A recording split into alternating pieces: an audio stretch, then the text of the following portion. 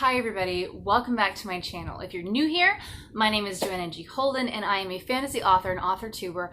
Most of my videos are about my writing journey and my self-publication journey, as well as other how-to type videos on the tips and tricks that I've learned along the way. But today's video is part of a series of videos that I am doing this week as the post-launch promotion week for my debut novel, Snowdust.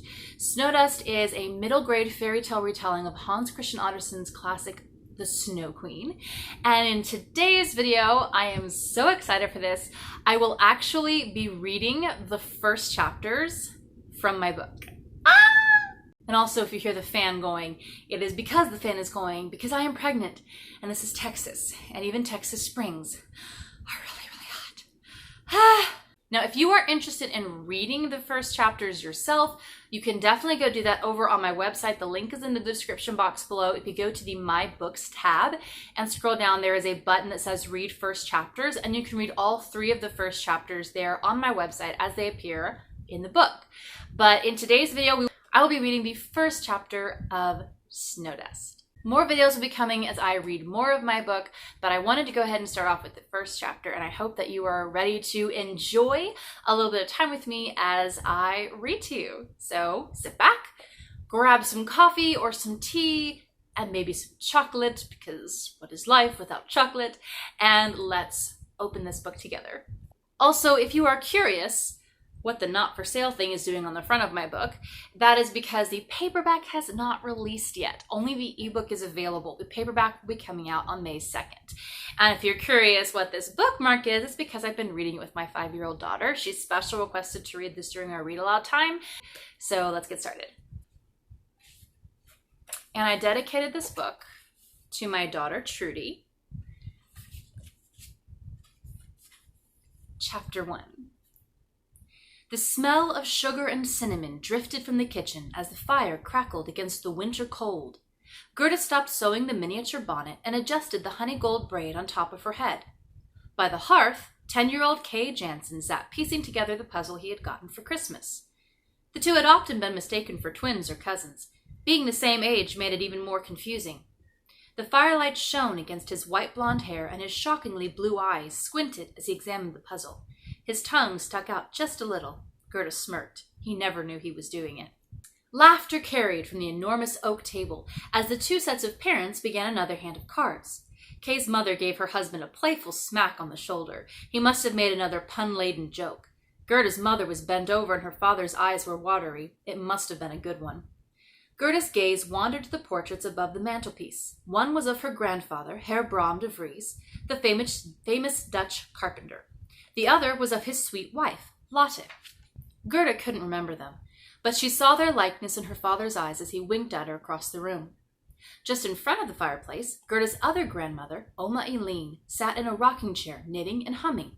Between the snow falling, the fire crackling, and the happiness radiating from that room, the night was just about perfect. Gerda sighed. These are the nights I love the best. The wind howled fiercely, making the little house creak and groan. Gerda set aside her sewing basket and wandered over to the window. Tonight, there were no carriages with ladies in corsets and bustles, or gents in top hats and tails. Even the man who lit the street lamps had already gone home out of the cold. Kay, come look. It's snowing again. Gerda pressed her nose against the frosted glass. The flakes pinged against the window. A large one struck right in front of her eyes. She flinched. Why are they so loud? Oma Eileen laid down her needles, her faded brown eyes studying the window. Because they are not snowflakes. Is it sleeting again? Kay smushed his face against the window. Fog quickly covered it. Kay! Gerda pulled him back. Now we can't see anything. She cleaned the window with her sleeve. Do I have to think of everything? Rolling his eyes, Kay leaned against the windowsill. I thought you liked thinking of everything. It isn't sleet either, Oma Eileen said. Kay studied the white flecks fluttering from the sky. It looks like sleet to me. It does to most people. That is how they hide when they're scouting for their queen. Those snow bees are very clever. Gerda wrinkled her delicate nose. What are snow bees, Oma? A smile crept across Oma Eileen's wrinkled face. Come here, children, she said, her voice almost a whisper. I have a story for you. Gerda and Kay exchanged grins. A story was just what this night needed. They raced each other to the old woman's chair and flopped on the floor. "I hope it's an adventure story," said Kay. "I suppose it depends on what you consider adventure," said Aileen. "You don't like magic and sprites and evil schemes, do you?"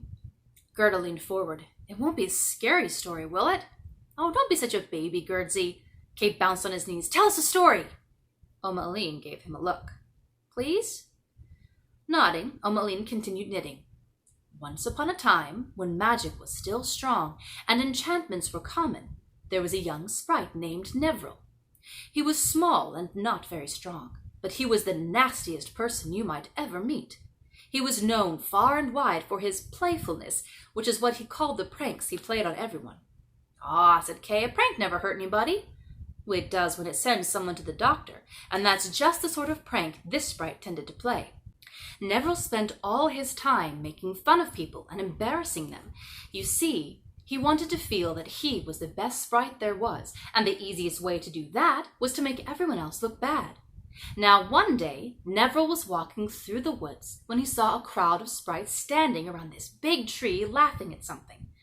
Neville liked to make people laugh, so he thought he'd go see what it was so he could use it in one of his pranks. But when he saw the tree, he was furious. This one big sprite, a sprite he had played an awful lot of tricks on, had carved a hideous monster into the tree and put Neville's name under it. "Serves him right for playing all those nasty tricks," said Kay. Gerda tilted her head and glowered at him. He winked back. Of course, the other sprites were having a lot of fun laughing at Neville's expense, so he began to plot his revenge, not just on the sprite who had made the picture, but on all of them. They had made Neville look like a monster, so Neville would do the same to them. He tried many different things, but nothing was mean enough for him. One day he had a new idea. He spent the whole next year working on it. He went to foreign lands and returned home with strange parcels and jars.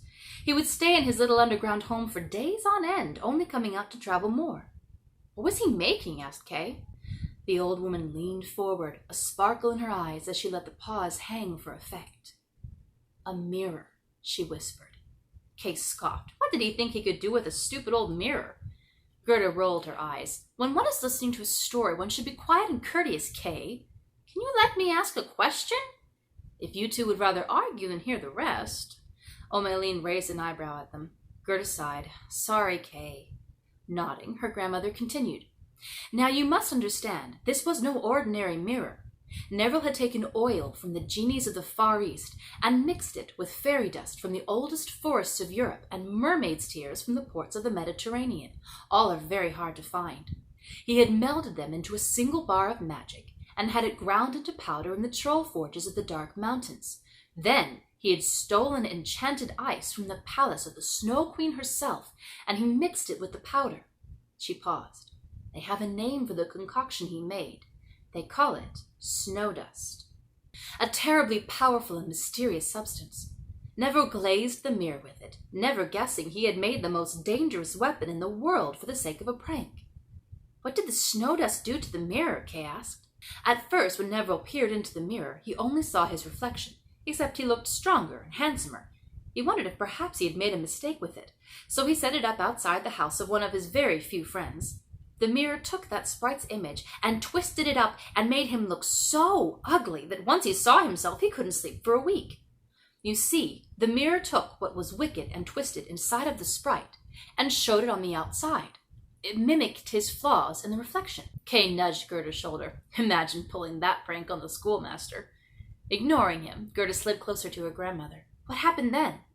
The next day, Neville set up the mirror to surprise the sprite who had made the picture of him. When that sprite saw it, he nearly fainted from shock. Neville laughed for hours about that one, but he didn't want to stop there. He used the mirror to scare sprite after sprite until every sprite in the country had seen a side of themselves they didn't know they had. Every time, Neville laughed and made fun, and he felt very good about himself, especially whenever he looked into the mirror and saw how good he looked compared to his fellow sprites. Kay cocked his head to one side. Why didn't the mirror show his faults? Because he had made it. He was its master. The magic had to indulge his whims. Over time, though, Neville got bored scaring sprites. He wanted to do something more interesting, more daring. So he took his mirror and the sprites who still followed him and set off to travel the world. He used the mirror to frighten trolls, fairies, mortals, peasants, warriors, kings even.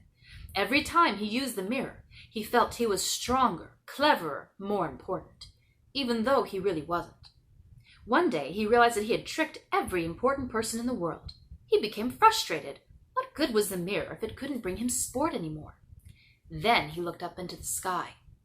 If there was one thing he now hated more than anything, it was the idea that anyone was perfect except for him, even the hosts of heaven. Gerda gasped. That day, Neville and his loyal followers hoisted the mirror on their shoulders and started climbing the tallest mountain they could find. They pointed the mirror directly at heaven, for they intended to show God himself what a fool he was in their mirror. But they couldn't do that. Gerda leaned closer. Could they, Oma? The closer they got to heaven, the brighter the mirror shone, and the heavier it became. The air grew cold, their skin covered in frost. The glass started gleaming with a strange light. It burned their shoulders. Suddenly, they heard a laugh like thunder. Heaven opened for a split second, and the pure, perfect glory that shone on the mirror made it shatter into 1,000,000 tiny pieces. "Hooray!" shouted Kay. "I'll bet that was the end of that wicked sprite, wasn't it?" Burnt to a crisp in a heartbeat. Oma glanced back and forth between the two friends. But the splinters, the mirror bits covered in that powerful snow dust, they were carried off by the wind. And to this day they find their way into people's eyes. It distorts their vision and makes them see only the ugliness and foolishness in others. They say if a splinter pierces your heart, it will freeze you from the inside out unless you melt it with the purity of love and the innocence of faith. Kay straightened his shoulders. "Guess it's a good thing it's only a story, right, Gerdsy?" "But Oma," said Gerda, "I don't understand. What does all of this have to do with the snow bees?" "Yes, you forgot to tell us about them." "Ah, yes, the snow bees. You see, children, the Snow Queen never forgave that sprite for stealing her precious enchanted ice, and she never stopped looking for him. But he was always too clever to be caught. When the mirror exploded, she saw her chance to get her hands on something even more powerful than her enchanted ice." "The snow dust!" Kay exclaimed. Oma nodded. She took all the enchanted ice she had left and turned it into tiny warriors, winged like bees, with stingers that would quickly freeze anything they stung. Gerda examined the window. The sleet was still pinging against the glass. Just like bees. She bit her lip. Why couldn't Oma have told a happy ever after story? The Snow Queen sent her bees around the world to find the infected people so she could take the splinters. She took the pieces from them and melted the pieces back into snow dust. "Can't she just take the splinters herself?" asked Kay. "Sometimes she can. But unlike her little bees, the Snow Queen cannot stay away from her palace of ice for long. In the cold of winter, she wanders the streets, pressing her cold face against the glass and leaving a sprinkling of enchanted ice behind."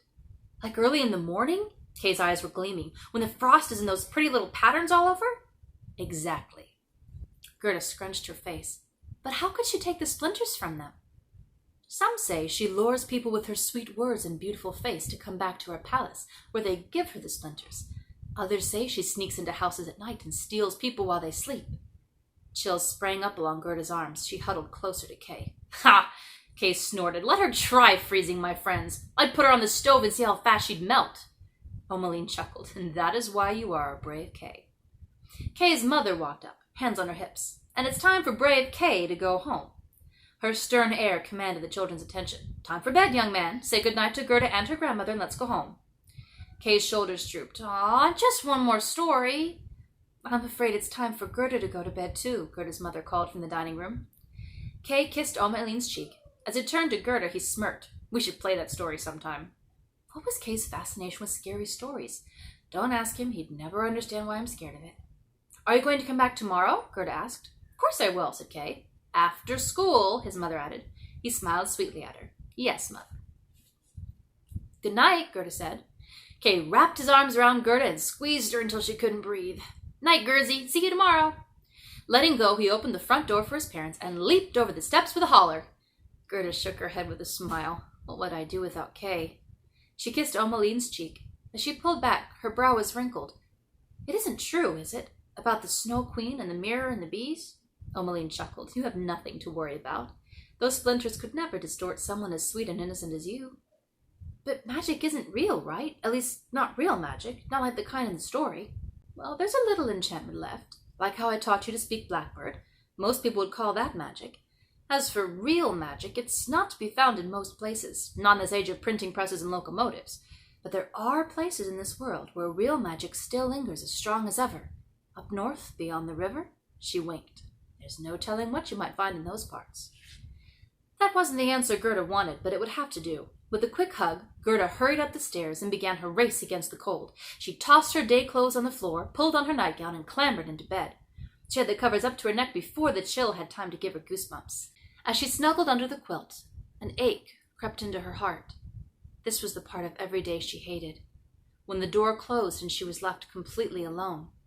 The empty side of the bed stared back at her, as if trying to tell her just how sad her life was now that San was gone. It was worse on the colder nights, when she still expected to feel her sister's warmth. Her sister's face flickered through her mind, round and smiling, eyes filled with joy and tenderness. The 5 years between them had never phased San. She had taken Gerda everywhere with her. They were inseparable. That was before the sickness. A second image quickly replaced the first. Face too thin, eyes heavy and listless, lips so dry and cracked it hurt to see them. Gerda hadn't been in the room when San had passed, but she couldn't get the sound of her mother crying out of her mind. It echoed through the room when things got too quiet. Turning over violently, Gerda blinked away the tears and gazed out the window. How could it still hurt so much 5 years later? It wasn't like Gerda wasn't trying. Kay had been her constant companion since, to the point that they barely went a day without seeing each other. But it wasn't the same. With San, she had felt safe. With Kay, she felt like she was constantly having to help him and correct him. And though she tried hard to make him happy, he didn't put out half the effort to be as good a friend to her. Still, no one made her laugh like he did. And he does try, sometimes. The snow was flurrying softer now, gleaming in the light of the moon. A shadow stretched across the window. The window grew foggy. Gerda inched closer to the wall. Was that a face peering in her window? Silly, it's just the trees outside. I think. The shadows tightened into eyes, a nose, a pair of pointy ears, just like the sprite. Wonderful. Now I'll probably be up all night scared out of my skin. The frost crackled. Gerda rolled into a tight ball and pulled the covers over her head. It was going to be a long night. And there you have it, folks. That is the first chapter of Snowdust as read by the author. I'm going to be reading the second chapter tomorrow, so you can tune back in here. And again, if you want to read it for yourself, you can either go down to my website in the description box below, go to the books tab, and click on the Read First Chapters button. I guess it's button, or you can go pick up your own copy because Snowdust is now available on Amazon Kindle and on Kindle Unlimited. If you have a subscription with them, you get it for free. So go pick up a copy, read, and enjoy. I hope that you liked this video. If you did, please be sure to like down below. And again, consider subscribing on the way out for more Snowdust content, for more writerly content, and for all the bookish things to come over this next week. I love you all so, so, so much, and I hope you have an amazing rest of the weekend writing. Bye.